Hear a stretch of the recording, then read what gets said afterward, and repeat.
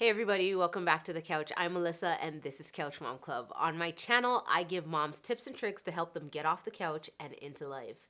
And in this video, I'm going to be talking about a milestone that baby Adelaide has just accomplished. She's now eating pureed foods. So let's get into the video. You're laughing at me. All right, baby Adelaide, she's like getting big, doing all these fun things, like she's coughing on cue and just growing like wildfire. It is ridiculous. I cannot believe how quickly this girl is growing. And just like every other baby, they move on from purely being breastfed or pure formula to now being introduced to new foods. And when she hit 5 months, I realized this kid wants to eat more than I can possibly keep up with. So I decided to introduce some solid foods. Now, a really common misconception when you are introducing a new food or baby to food in general is that you want to start with cereal.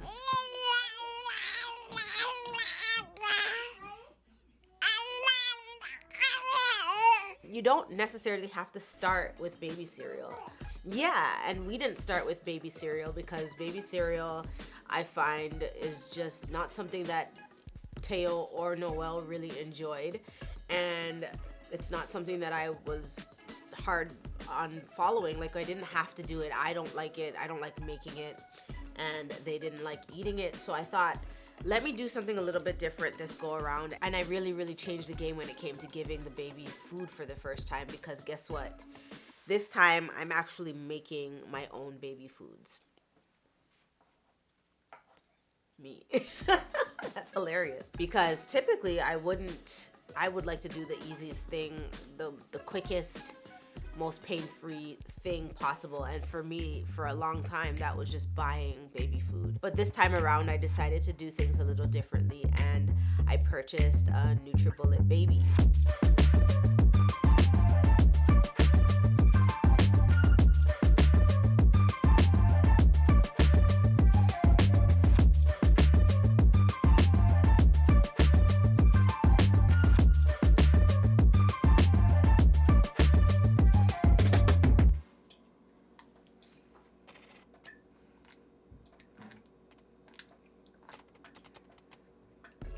I'm so shocked that I'm just now making my own baby food. I should have been doing this all along, because one, it's super easy. Two, it's healthier and it tastes better because mom's cooking is better than anything you could find in a jar. And three, the baby eats so much more than they did when they were eating those jar foods. It's crazy.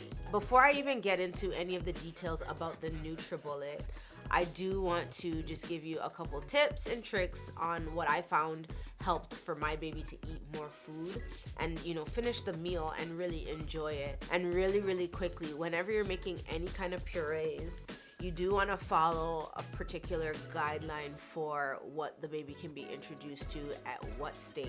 I started Adelaide on purees and she's only 5 months old. Some people might say that that's too early. I know babies that started at 4 months. Some people recommend you start at 6 months. It really just depends on your comfort level as a parent to feed them, and of course how your baby is handling certain foods and things like that. If they are ready to eat, go ahead and feed them, but be very careful in terms of what they can be introduced to, in terms of what their bodies can actually digest. For example, it is very difficult for a baby that is not yet 12 months to she just threw me off. Sorry, it's very difficult for a baby who is not yet 12 months to have any dairy products. She's like, give me all the food.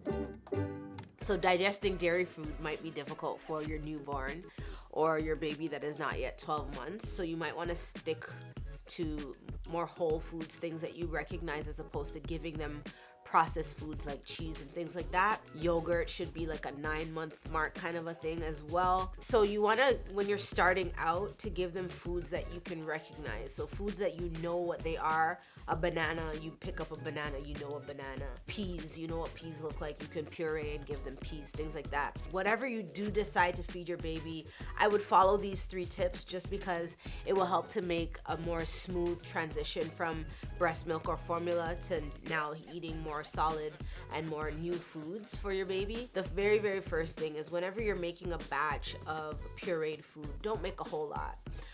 You definitely don't want to overdo it, especially if you are making your own foods like I am.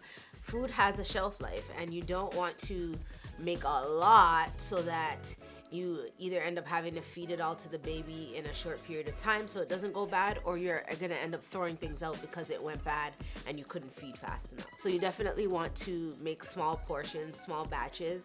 And the Nutribullet, I find, is very, very good for this because it comes with little jars where you're able to portion out your food, put it in the fridge or the freezer, and the machine itself holds only a certain amount, which I think is perfect, especially if you're making a batch of food that you don't even know if the baby's gonna like right off the bat. Most babies, they prefer the fruits more than the vegetables, so sometimes you might find that you're making less vegetable purees and more fruit purees, whatever it is.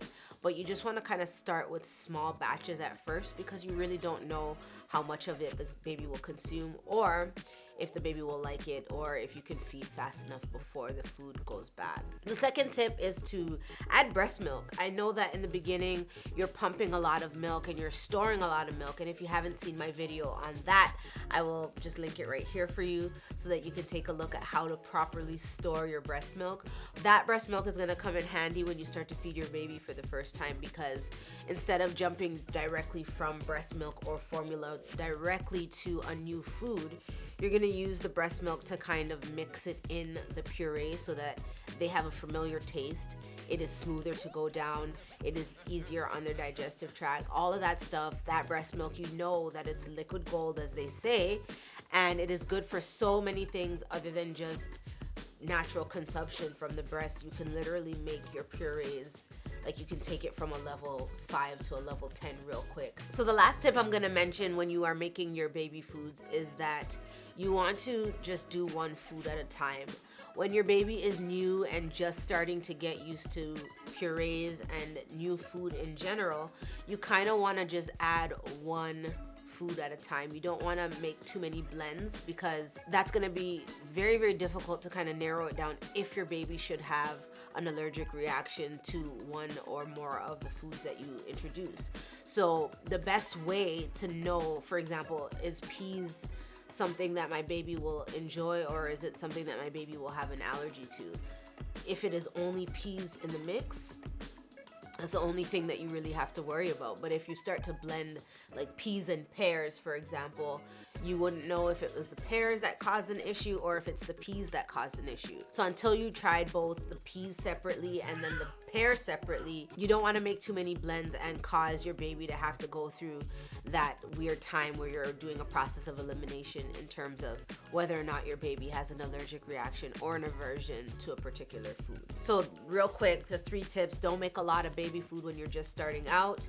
Use your breast milk to supplement and create more palatable batches of food for your baby. And third, don't mix foods right off the bat. When they're new foods, just try them by themselves so that you can have a better understanding of whether or not your baby likes it or can tolerate that particular food. So that's it, guys. As you know, I am a Nutribullet fan. I love the Nutribullet so much so that I gave one away at my 500 subscriber mark. And if you don't remember that video, it feels like ages ago. I'll link that too right here. You'll get to see all of the aftermath because the fun was already had. The winner was already selected. And we are well on our way to almost 1,500 subscribers, which I would love for you to be a part of. And if you want to see more videos like this, go ahead and give this one a thumbs up. Until next time, here are some really cool Couch Mom Club videos for you to enjoy. Oh, I like that one. Go ahead and watch that. And don't forget to join the club. Go ahead and hit that subscribe button and ring that bell so that you never miss an upload. Follow me on all your favorite social media accounts, and don't forget to check out the merch. The links will be in the description right below that like button.